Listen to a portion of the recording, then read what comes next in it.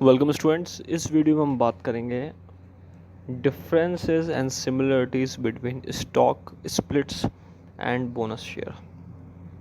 Financial management series में इससे previous video में हमने बात करी थी बोनस शेयर के कंसेप्ट के बारे में।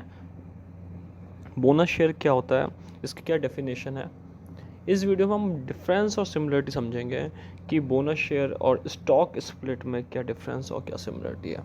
दोनों कंपनी के पार्ट है, बेसिकली दोनों एक कंपनी के जो शेयर्स है उससे रिलेट करते हैं। ये तो एक मेन सिमिलरिटी है कि जो स्टॉक स्प्लिट है वो भी शेयर्स को स्प्लिट करना है और बोनस शेयर है वो भी शेयर्स को इंक्रीज़ करने के लिए ही यहाँ पे इशू किए जाते हैं। बोनस शेयर और स्टॉक स्प्लिट्स में एक ऑब्जेक्टिव ये रहता है कि नंबर्स ऑफ शेयर्स को इंक्रीज़ करा जाए, क्योंकि स्टॉक स्प्लिट में पर्टिकुलर स्टॉक का उसको डिवाइडेशन या स्प्लिट करा जाता है, यानी कि तोड़ा जाता है। फॉर एग्जांपल 10 स्टॉक है तो उसकी फेस वैल्यू जो 10 है उसको 100 में कन्वर्ट करना, 10 टाइम्स में कन्वर्ट करना, या फेस वैल्यू किसी स्टॉक की 1 है तो उसको 10 में कन्वर्ट करना, यानी कि नंबर ऑफ स्टॉक को बढ़ाना। और बोनस शेयर में भी यही होता है कि बेसिकली बोनस शेयर में एक्स्ट्रा शेयर्स प्रोवाइड किए जाते हैं इन्वेस्टर्स को या स्टेक होल्डर्स को।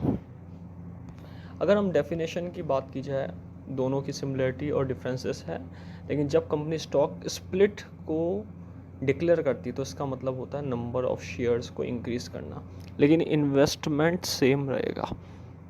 अगर किसी कंपनी ने किसी इन्वेस्टर को यहाँ पे 10,000 शेयर्स दिए हैं तो उस 10,000 शेयर्स का अगर स्टॉक स्प्लिट कंपनी 10 टाइम्स करती है तो यहाँ पे वो शेयर्स 1 लाख शेयर्स हो जाएंगे, क्योंकि उसको हमने 10 टाइम्स में स्प्लिट कर दिया है।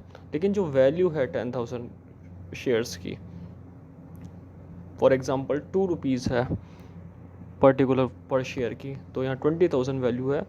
तो वहाँ पर अगर हम स्टॉक स्प्लिट कर देंगे तो 1 लाख के अंदर 10 टाइम्स में कर देंगे तो भी यहाँ पे 20,000 ही वैल्यू रहेगी, क्योंकि वैल्यू ऑफ इन्वेस्टमेंट सेम रहेगा। सिर्फ स्टॉक के यहाँ पे टुकड़े कर दिए जाएंगे या फिर स्प्लिट यानी कि उसको तोड़ दिया जाएगा। इस चीज़ को करने का कंपनी का ऑब्जेक्टिव ये रहता है कि नंबर ऑफ शेयर्स को बढ़ा दिया जाए, नंबर ऑफ शेयर्स को इंक्रीज़ कर दिया जाए, जिससे शेयर्स की वैल्यू तो वही रहे लेकिन जो शेयर्स की क्वांटिटी है वो एक तरीके से बढ़ जाए और एक लिक्विडिटी आ सके।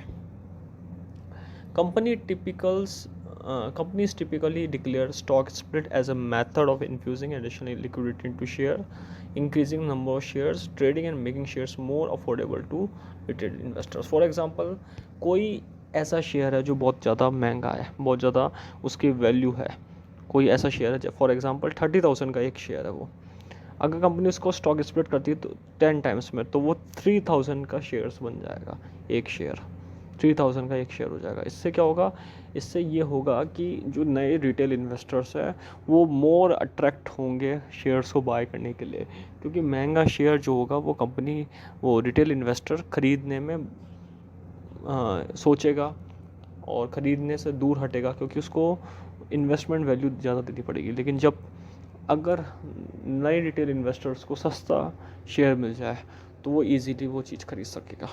तो एक ये भी इसका फ़ायदा होता है कि जो स्टॉक स्प्लिट है इसमें कंपनी रिटेल इन्वेस्टर को अट्रैक्ट करती है मोर शेयर्स खरीदने के लिए और अफोर्डेबल प्राइस में खरीदने के लिए।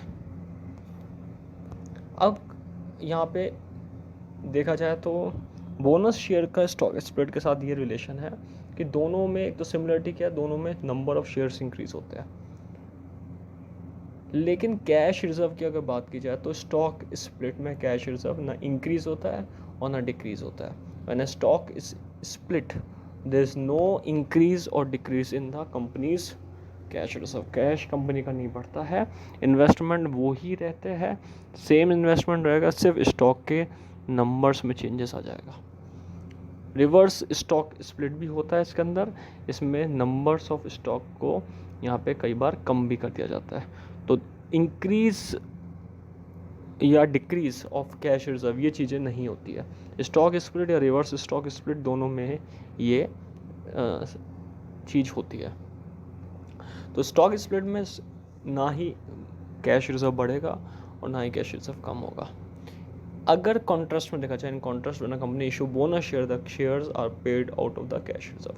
अब नए शेयर, एक्स्ट्रा शेयर जो है बेनिफिट है, एक्स्ट्रा बेनिफिट है, कंपनी अपने इन्वेस्टर्स को बोनस शेयर के रूप में दे रही है, वो कहाँ से देगी? वो अपने कैश रिजर्व में से इशू करती है। इसलिए रिजर्व जो होता है वो कम होता है, इससे रिजर्व पे इम्पैक्ट पड़ेगा। कंपनी के जो कैश रिजर्व है, कंपनी का जो रिटेन अर्निंग रख रखी फ्यूचर के अंदर काम में आने वाली, उस चीज़ को यहाँ पर कंपनी डिप्लीट करती है, यानी कि कम करती है। जबकि जब बोनस शेयर कंपनी इशू करती है तो अपने कैश रिजर्व में से कंपनी यहाँ पे रिजर्व को कम करती है। तो एक ये डिफरेंस है। अगर देखा जाए कि बोनस शेयर और स्टॉक स्प्लिट में क्या डिफरेंस है, तो स्टॉक स्प्लिट में कैश रिजर्व पे कोई प्रभाव नहीं पड़ता, ना इंक्रीज़ होता है ना डिक्रीज़ होता है।